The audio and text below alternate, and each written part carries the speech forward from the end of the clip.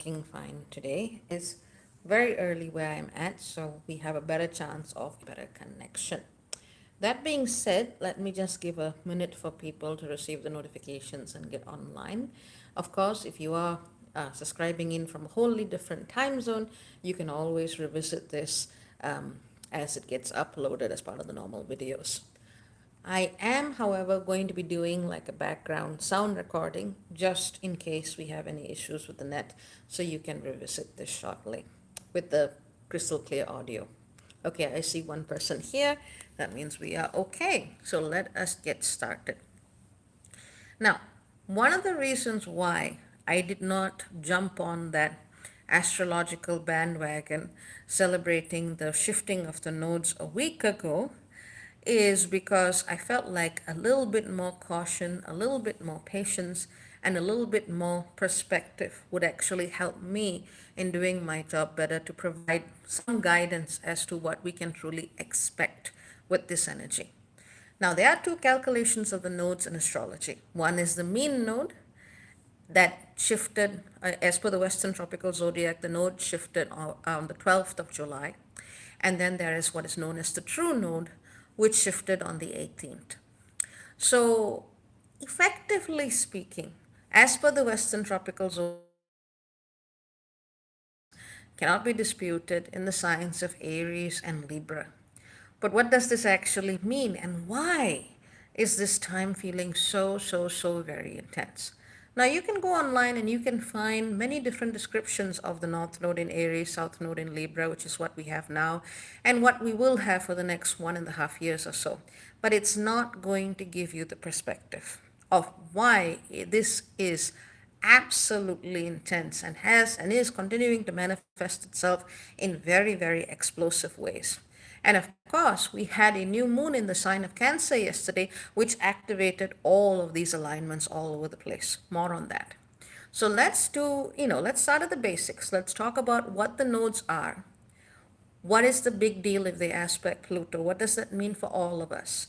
And what do we have to learn through these alignments and transits? Now, when everyone is celebrating around the 12th, really that was Mars in late Leo, trining the galactic center. Everyone got on the high of that. I understand that. But it's not the same as the energy of the nodes themselves. And when I talk about astrology, I don't talk about it from here. I feel each sign, I feel each alignment. And each of it has a different, you could call it an energetic texture. So the nodes' energies are completely different. Now, in actual fact, they are not physical bodies. They are actually calculations that are made based on an Earth centric view of the movements of the sun and the moon. And the nodes occur at this point of intersection. You can look that up online for further details. But as a point that is astrologically used, they are deeply significant, which is one of the reasons why, it's not, astrology is not so much based on scientific theories of gravity and influence, because literally we are influenced tremendously by these points that technically in a 3D sense do not exist. However, as any astrologer with the assault can show you, the nodes truly activate in ways that help you determine your life path. In some sense, they are more significant, they are more powerful than the materially manifest planets themselves, because the nodes are unique in that they give you the very profound choice of just what you want to do with the challenges that arise. That's true with all the planets, but with the nodes, the element of choice and consequence appears to be even more amplified. So, North Node in Aries. North Node, sometimes referred to as the serpent's head or the dragon's head, depending on which system astrology you follow. But the North Node is all about challenges. They are all about challenges. They are all about the stepping stones, the potential obstacles that we need to face so that we clear the way for what it is that we actually want to walk towards. So the North Node is challenging, but it's not a bad kind of challenge. In the sense that if you have any kind of competence or any kind of expertise in any subject matter ever, you will know how much of that expertise was gained through you facing a challenge, through you overcoming an obstacle. So, in this sense, the North Node is a very profound means of teaching and testing. And I don't mind sharing that I have a North Node in Aries, so this is very much a very familiar energy to me. The North Node in Aries specifically is all about presence. It is about authenticity, and it is about the deepest way in which you embody selfhood. Now, because of the way Western philosophy has emerged based on its own sociocultural, historical processes, and so on and so forth, the idea of self for a very long time was conflated with the ego mind. And of course, with influences from other cultures and cross cultural dialogue, so to speak, we see that that sense of self is one that can be deconstructed. And that is often the starting point for many, if not all, spiritual seekers. It is in deconstructing the conditioned identity which we see as our persona, and understanding that that is not who we are, that may be reflective of the circumstances that we incarnated into in this lifetime, but it does not reflect who we have been even prior to incarnation, whilst we were still, if you want to put it in that way, a part of the greater spark of the divine prior to that process of individuation and coming into this reality.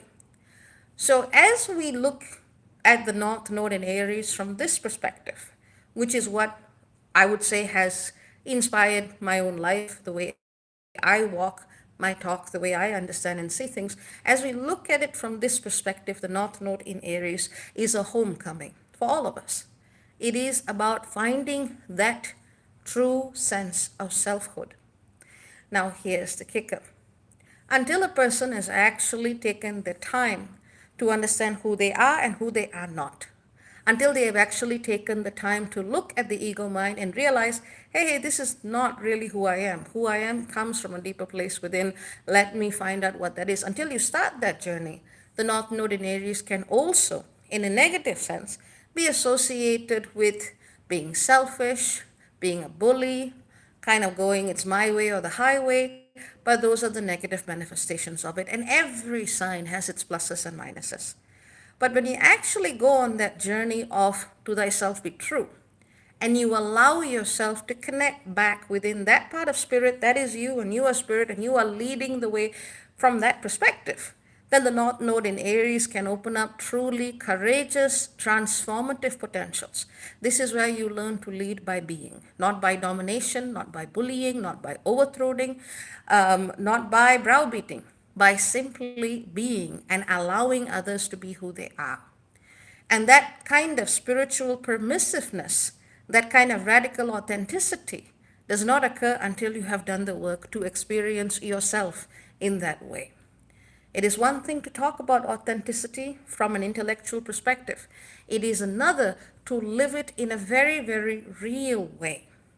Now, one of the extreme of that argument of one following spirit in a, I would say, for most people, a life path they want, but it is very much the archetype of the mystic who is split apart, through challenges, and who finds within themselves that sacred fire they understand as that passionate, deep connection with the divine that sustains them. That is the other extreme. I'm not saying everyone has to go for that. But it is really this breaking down of falsehoods that allows North Node to come into being. So, at a very practical level, and of course, Josh is saying things because this is a this is a bit of a challenging topic for him. All the cats here receive direct facilitation every day. They're actually quite advanced. But having said that, the North Node in everyday practical life comes down to that choice. Are you going to respond to the world on the basis of your prior conditioning, or are you actually going to follow spirit, whatever that is for you, whoever you are as you align with this? So that is North Node in a nutshell, North Node in Aries. Now, if you look at its opposite, the South Node, it's a completely different thing. The South Node in the sign of Libra can bring about many, many, many different things, because the South Node is a bit more of a wild card. For some people, especially in Libra, it can bring back people from long, long ago, so long ago, nobody knows how long ago, and you're going to have to work out relationship karma with them. And for others, they may actually be individuals who maybe they've even met them before, but they are able to create that space of radical permissiveness, of pure, authentic presence for everyone in the room. That one is not as common, but what the South Node brings to your life can be a true gift, or it can be a Trojan horse, in the sense that what you think is returning to you may actually be hindering what you need to be doing now. In some cases, what comes back is really a gift. And in other cases, the gift is found when you realize you need to let it go. There is no way to generalize the South Node. But detachment appears to be the way in which that is best addressed. Now, the South Node in Libra specifically has to do with, yes, relationships, partnerships of all kinds, contracts, and more broadly, our larger ideological understanding of who we are as members of a relationship, of a society, of a particular set of rules and norms, whether they are written or unwritten. And in this, we are all needing to let go of outdated ideas of how we exist as part of the whole. And of course, we do. But one of the reasons why the world is in the state that it is in is because we have allowed certain dogma to go unchallenged for a very long time. And with the North Node in Aries, we are being asked to challenge those old societal norms and codes so that we, not just as individuals, but as awakening societies, are able to create a way of give and take, of mutual exchange, of mutual coexistence that is truly harmonious, rather than robbing Peter to pay Paul. So that's very much the kind of energy that we need to be looking at. What are our older ideas of relationships, connections, boundaries, contracts in which we understand our relationship with others? Have we those questions of equality, justice, harmony, and balance are really going to need to come up? Now, this is not always going to be this intense for the entire 1.5 years, but it is very, very, very intense right now because of what the North Node and South Node are doing. And for the next couple of months, we got July, we got August, we got September. We are seeing the nodes very, very tightly aspect Pluto in the sign of Capricorn. So let's review what Pluto in the sign of Capricorn is. Capricorn is the superstructure. Capricorn is what anchors and holds authority, legitimacy, and power in a certain way in this world. Whether you see it manifest directly through government, through institutions of finance, and other organizations of control, or in what you understand as the hierarchy within a workplace or even a family. It is literally how authority is coded at the micro level and the macro level. Now, one of the things that people think about when they think about changing the world, they're always thinking about the bigger picture, you know?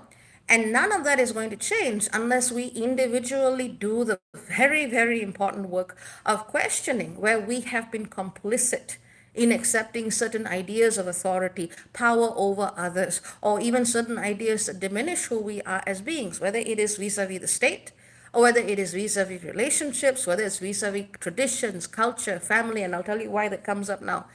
Whether it's just vis-a-vis what our particular ancestral lineage has understood as power. So these are things that we as individuals are being asked to look at and revisit at this time in our own being, in our own presence. So this is one of the reasons why this work can be so disquieting to others, especially if they have been willing to accept the status quo as is, especially if they have not been willing to push through with who they really are and what they really feel. Now, of course, this particular conflict can manifest very explosively. In some countries, it's going to be intensifying conflict.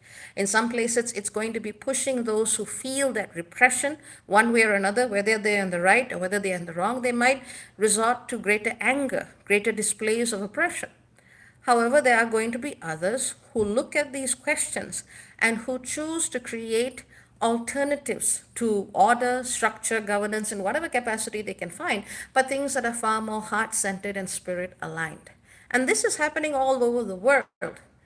We haven't seen this, jubilant moment of this jubilant wave of change in which everyone can celebrate. This is what's happening now. No, everyone's doing this work in their own ways if they have been awake enough to see that this is the change that needs to happen, especially having finished the transit of Uranus in Aries. There is no one alive right now who can honestly say that they have not seen the need for change. And if they're still saying that, they are in very, very deep denial. And probably going to be some of the people who dig even deeper into that false sense of self, that false sense of ego, and dig even deeper into that resistance to actual change. Societal, communal, global change begins with the self. This is how I would interpret that the 3D and at the practical level, the lessons of the North Node in Aries. You may have to make significant changes in the way you choose to see yourself, vis-a-vis your relationships, vis-a-vis your job, even vis-a-vis the structures and scripts of authority even within the family circle. Now, the reason why that comes up particularly now, and it was already activated yesterday with the new moon in Cancer, is because Cancer completes the Grand Cardinal Nodal Cross between the North Node, the South Node, and Pluto. And this same alignment is going to be very, very strongly activated, especially on July the 22nd, because the Sun will be at that 29 degrees Cancer position. So you also need to be looking at your connection with tribe, with culture, with identity, with heritage, with history or herstory, however you want to say it. But effectively, you're going to have to look at what you have internalized. Now, I know so many of us want to go back to our roots. So many of us are looking for salvation through indigeneity. However, remember that whether you want to call it indigenous, some of the indigenous cultures we celebrate or the cultures that we see as needing rescue right now have also been colonizers. So you need to be going back to the roots of things if you really want to look at it closely. As a person of South Indian heritage, I have had to do this work. So it's not enough to say, I'm of this ethnicity, la la la, everything is okay. If you really want to know, you have to look at the roots of your own heritage and your own legacy. And this is where you will see what is you, what is the cultural conditioning, how is this reproduced in family circles, how has this shifted your thinking about society, reality, partnerships, and what it means to be successful. And only then, when you confront all of this, will you be able to answer that question of who am I truly. And this is going to be a work in progress for everyone, but it is very, very emphasized right now. And again, July 22. July 22, please be very, very, very careful on that day, especially if you have some very sensitive work that needs to be done. So, in a nutshell, that's how all of the cardinal signs at this time are being activated. And that whole Pluto squaring to the nodes is going to continue July, August, September. July the 28th, we're going to be seeing the true node squaring Pluto, and August the 3rd, we're going to be seeing the mean node squaring Pluto. So expect major changes in sense of selfhood, relationships, questions that have to do with your work, your sense of legacy and vocation. If you are doing something that is not in alignment with who you are, the universe is going to kick your butt so that you make the decision that actually helps you in the long run. Otherwise, I would say, knowing this in advance, do what you can do at the time to make the changes that will result in alignment. So I would say that covers it in a nutshell. That's what I wanted to tell you. And I was like meditating on this and making sure that I hit it in a way that would actually be useful. This is the reason why things are even more intense than before. And it's not going to be lasting throughout the year, but this is when the biggest changes need to occur. There's a reason why the universe scheduled a Venus retrograde and Chiron retrograde on the 23rd. You're going to be really needing to slow down and look at those choices, feel through those choices, and connect them with your innermost sense of self. Creativity is a massive gateway to this if you are stuck and you don't even know how to begin to be feeling at this time. I also want to put a shout out for those of you like myself who have had health complaints. These things can intensify, especially if you're carrying a lot in the bones, in the spine, given what Capricorn rules. And this is a general period where you do need to be taking care of your mental health in whatever way you see fit. Whether it's working with a therapist or going for a session or getting some energy work done, do things that can help you better navigate. Well, so I'll always say don't try to do things if you don't feel prepared for it or ready for it. I would say this is a time where we don't really have that much of a choice because this is a huge energetic window. Not the time to make a blanket fort. This is the time to call upon your resources and do your best to make decisions in ways that truly align with who you are, because otherwise you will regret missing this window. So, not something I usually say, but it is quite imminent. Having said that, do we have any questions vis-a-vis the material that has been covered? And I'm reading through the comments now, and I say hello to everyone. As a quick update, I am feeling better, but these alignments have, made it quite hard on the body, but generally there is still progress. And Josh, as you can hear in the background, is alive and well, though his biggest challenge in life right now is not getting enough cuddles from his sister. So I would say he's okay.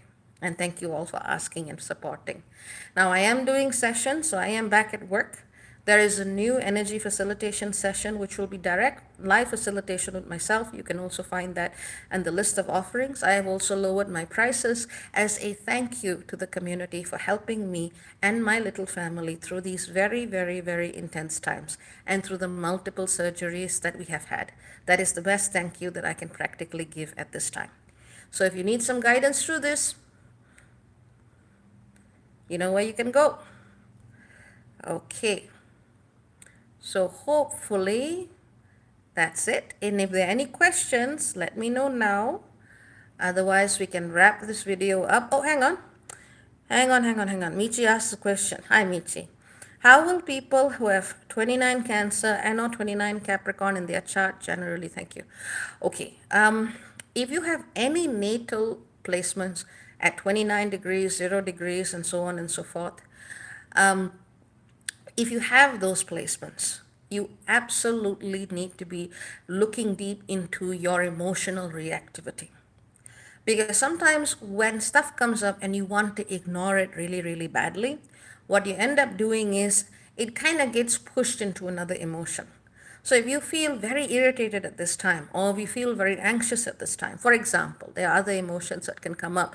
You have to look at what is coming up and really go to the roots of it, because that is probably going to be some awareness there that you need to integrate as part of your path and as part of your being. Very often, people equate their emotional reactions as their truth, and that is not one and the same thing. Emotional reactions are not the same thing as your intuition. They are not the same thing as spiritual guidance, and that is where people mess things up regularly when they try to equate what they are feeling with actual guidance from spirit. One will be very attached to the outcome and the other will not. One will care about whether you feel happy or sad about it and the other will not. When you receive actual intuitive guidance, whether from within or from your guides, it is something that transcends emotion. And I don't blame people for mixing the two. It is because of the way language has kind of mushed the two together. And I've spoken about this many years ago when I was talking about how the heart chakra actually does not have that much to do with the regular gamut of emotions that the lower chakras beneath it have. It is much more about compassionate detachment and the wisdom that comes through that detachment. So if you are having a strong emotional reaction, go through it. Get to the base of it, get to the root of it. Do not assume that your emotion is your truth. It is a way of you accessing what is inside of yourself. It is a barometer, it is a reflector, but it is not to be taken at face value because your emotions change with your conditioning. When you learn new information and you change your views about something, your emotional responses also change. So how could they be your spiritual truths? That comes from a place that if you want to call it eternal, you want to call it absolute, you want to call it divine, you can use all of those words. And those are things that are not affected by emotions like tides and waves. And Josh also agrees. Let's see. Moon goddess says natal north node 29 degrees Aries. Okay, node will return. Very good. Given the strong energies, how might I be affected and what may I do? Honestly speaking, to have an understanding of how you would personally be affected, you would have to look at your chart and specifically which houses they are in. But given the fact you're already in the nodal return, really focus on the practice that makes you feel most grounded in being yourself and follow that practice, and that will help you navigate. And if things are using nostalgia to cling at you from the past, look at it, ask yourself if it's something that you actually want, or is it the sense of familiarity and feel good comfort that you are clinging on to. That would be what I would say, generally speaking. All right. Any other questions vis-a-vis the material that has been covered? Let me know, giving you a little time.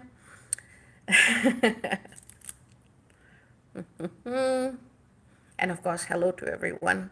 I'll do a proper hello and catch up with you when I do a hello neighbor, but I really needed to be sitting in meditation for this one.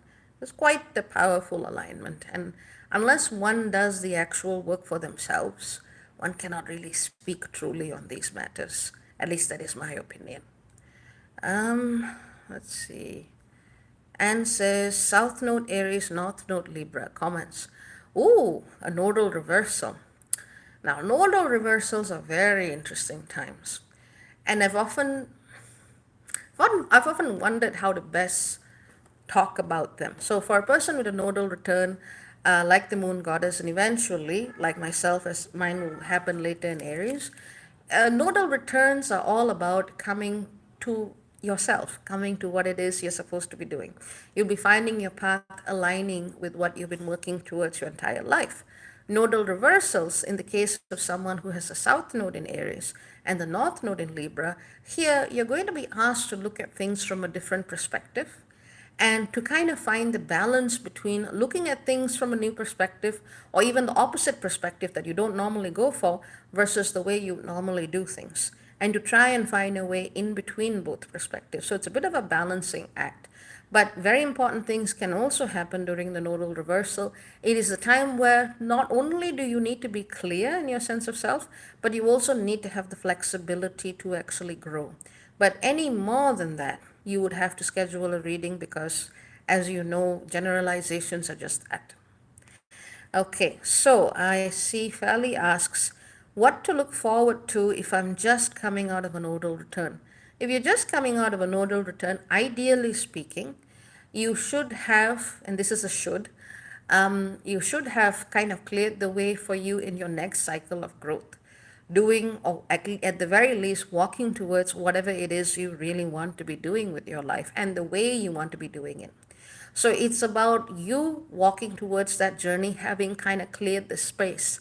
And I often think about the North Node as, I mean, that also comes from having a North Node in Aries, but it's very much like, a person walking through a jungle with a machete. You're going to have to clear the undergrowth. You're going to have to clear the path so that you, and where applicable, others can walk the way.